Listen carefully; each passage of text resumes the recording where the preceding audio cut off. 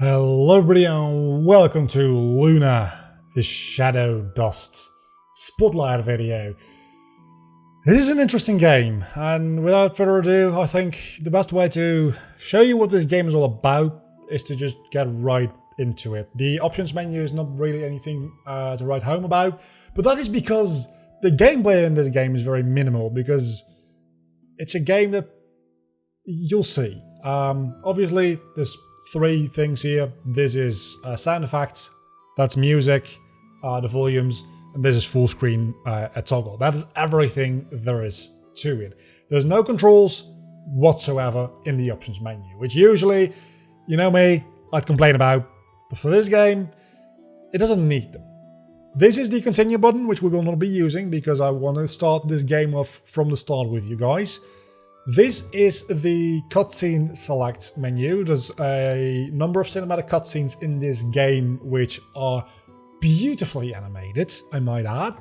And let's just get right into the first one. This is kind of like a level select screen. All levels you have completed so far, we are going to start from the bottom upwards. It's like going up in a house. I could be mistaken, but I do feel like the animations in this game are mostly, if not entirely, hand-drawn. It is beautifully animated for an indie game, and honestly, it depends on what you want out of your game. If you want high pace, action, bloody, and gore, this game's not going to be for you. But if you are a gamer which one likes puzzle games, which I personally do not. I am not a huge puzzle game fan. As a matter of fact, that is the reason I never really got into The Legend of Zelda, because it's a little too puzzle heavy for me. And that might sound really weird because it's not that puzzle heavy. It's fairly like high action, but for me, I couldn't get into the puzzles. This game so far, the hour or so I've played of it, it hasn't bothered me. What this game really does well, I mean, it's an average puzzle game. It's all right, and I can't really comment on the quality of a puzzle game because, as I mentioned, it's not really my genre. It's a puzzle game in the fact that it's a point-and-click adventure game with puzzle elements in it, though. And the main draw for this game doesn't seem to be the puzzles. The main draw for this game is the atmosphere and the beautiful like looks and animations. You gotta get used to the style. Granted, it's a little bit like, I don't really know how to describe this style. If I had to like come up with something on the spot right now, I'd say something between Studio Ghibli meets Tim Burton. But even that doesn't really do it justice. It's really a style in and of itself, and I do really like it. As you can see, the cutscenes do have a little bit of like a slightly different aesthetic. They do seem to be animated in a bit of a lower resolution than 1080p compared to the rest of the game. So that is a thing that I do not particularly like enjoy, I would say. But generally, the game does feel very aesthetically pleasing, and a big part of that, I'll get into this puzzle in a moment. A big part of that is the music, and throughout this video I will just shut up a couple of times. Usually when I shut up I cut out that part of the video. I'm going to let you listen to the atmospheric music here because it is beautiful. So as you can see, we are in a room here and the door is locked, and this is the first puzzle. And the first puzzle I only actually figured out by accident. And I feel like you're supposed to figure that out by accident, because you see these murals here which definitely tell some kind of story about what presumably is some kind of ancient past. And I was just standing here and looking at the page for this game to see if there's any like clues as to what I'm supposed to be looking for. This first puzzle is hardly a puzzle. It's the game assumes that you're just going to be standing here looking at these things, and you'll find out that that is actually what you're supposed to do. You're supposed to stand under these four little like wall paintings and see them be colored in, and as such you can take a little look at what's going on here, and that might be important later, or may not be, I don't know. Because again, I've only played about like an hour of this game, and an hour of a game for me an hour of a puzzle game for me is not that much. So even though I have gone through the puzzles fairly quickly, I would like to argue, I've not gone that far into the game. So I'm going to let you listen to the music here for like a little bit. I'll be right back with you. Also, it's very important that you actually do finish the coloring process, otherwise it reverts. Yeah, so just have a listen.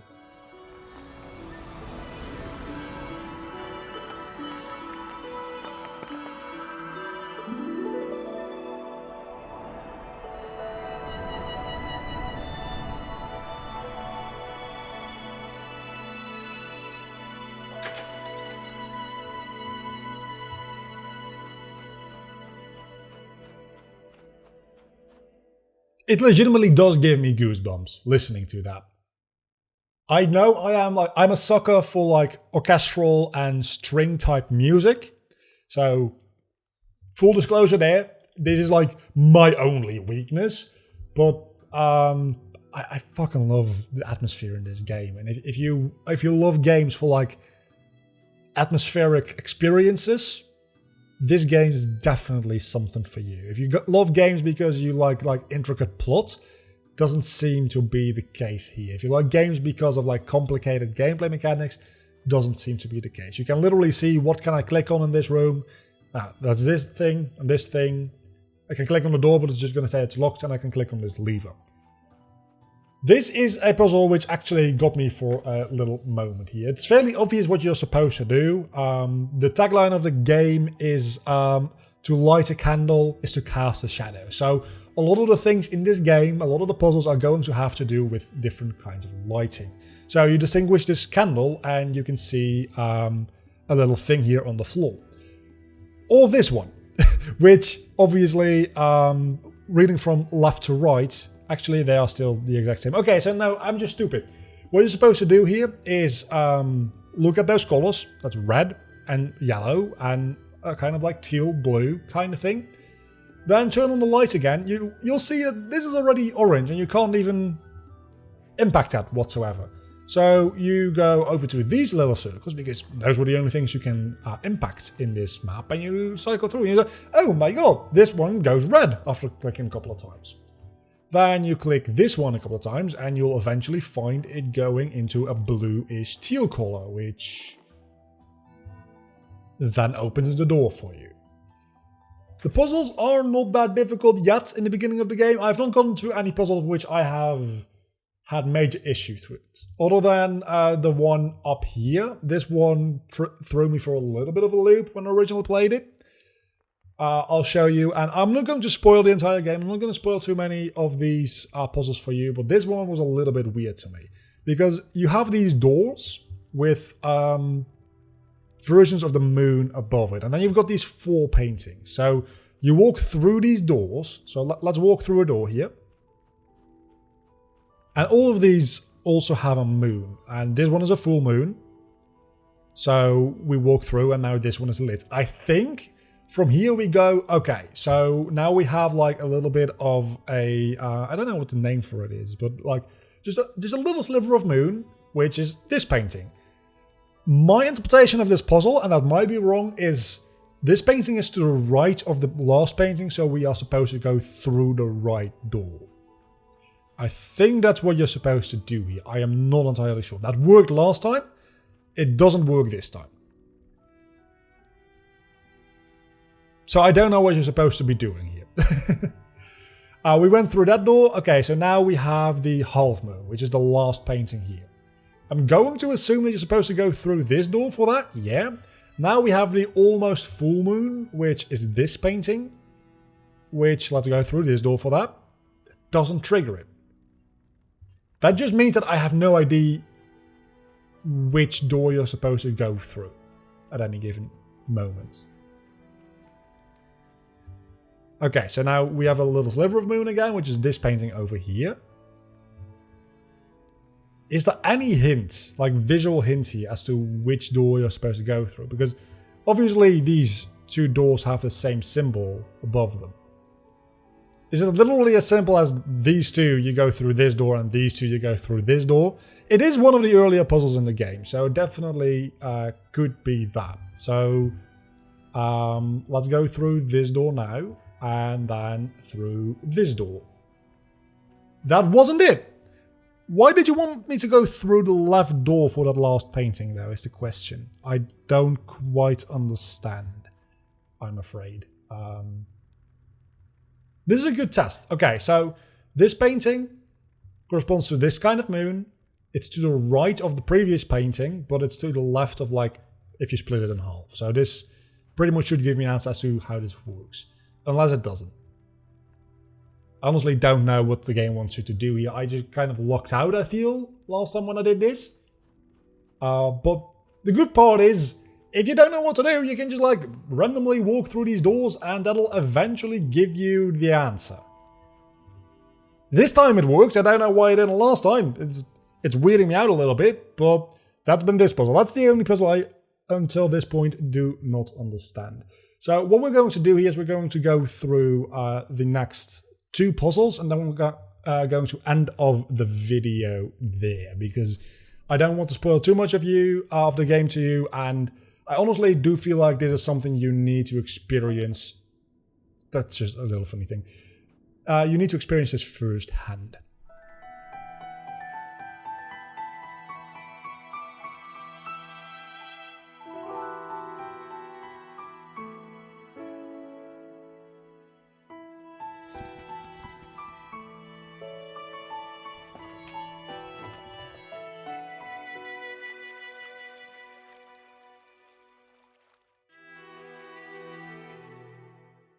Okay, I know I said that this game looked like it was hand-drawn. There's one moment here when he moves his legs, which makes me think this is definitely digitally animated. Because there is some major warping on those legs.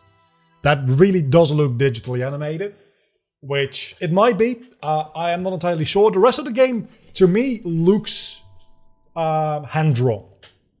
At least like hand-drawn on a computer screen, obviously.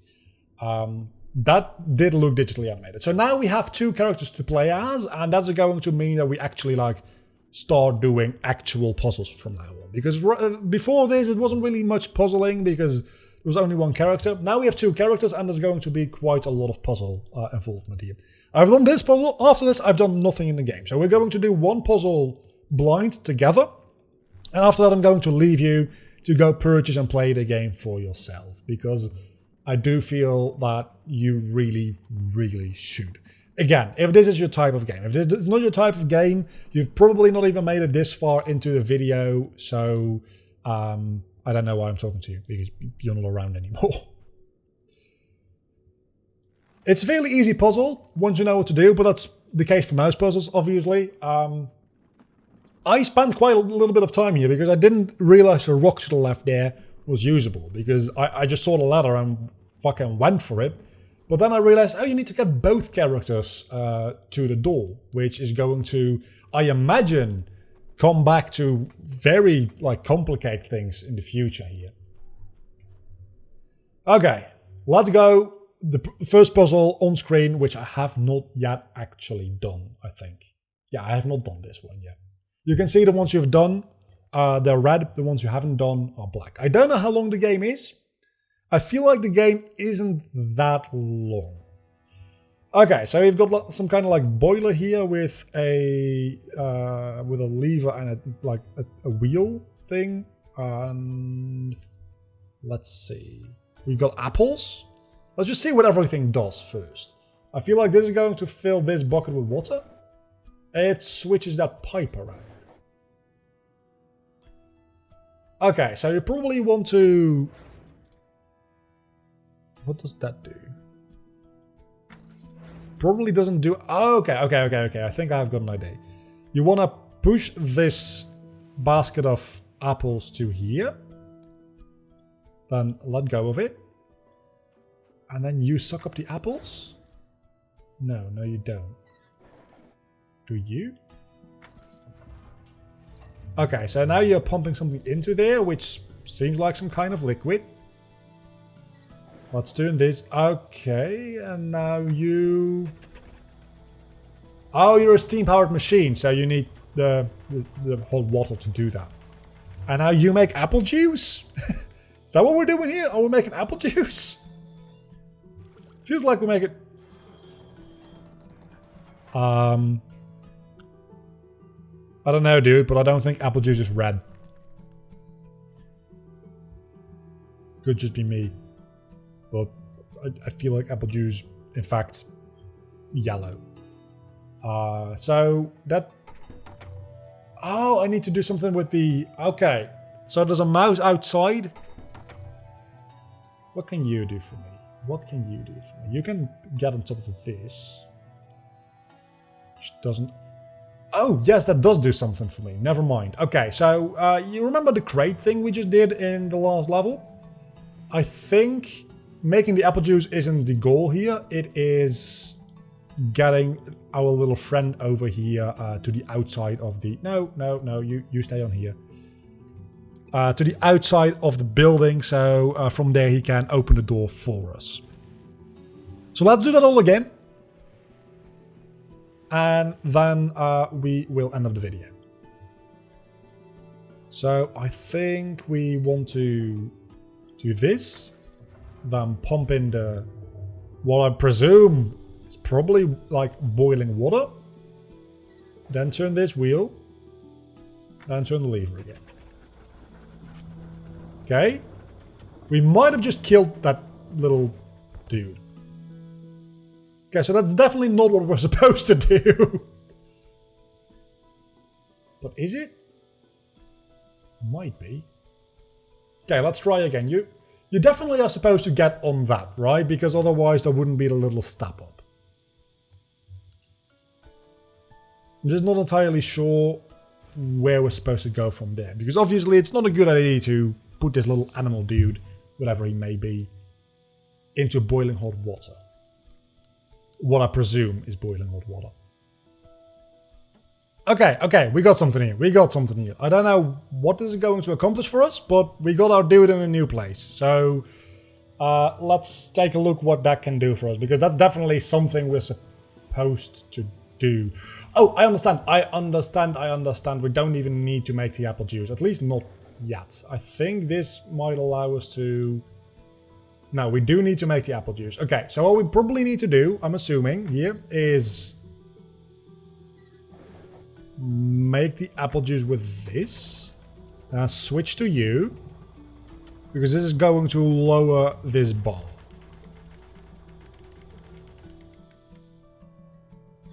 Right? Which we now can get on.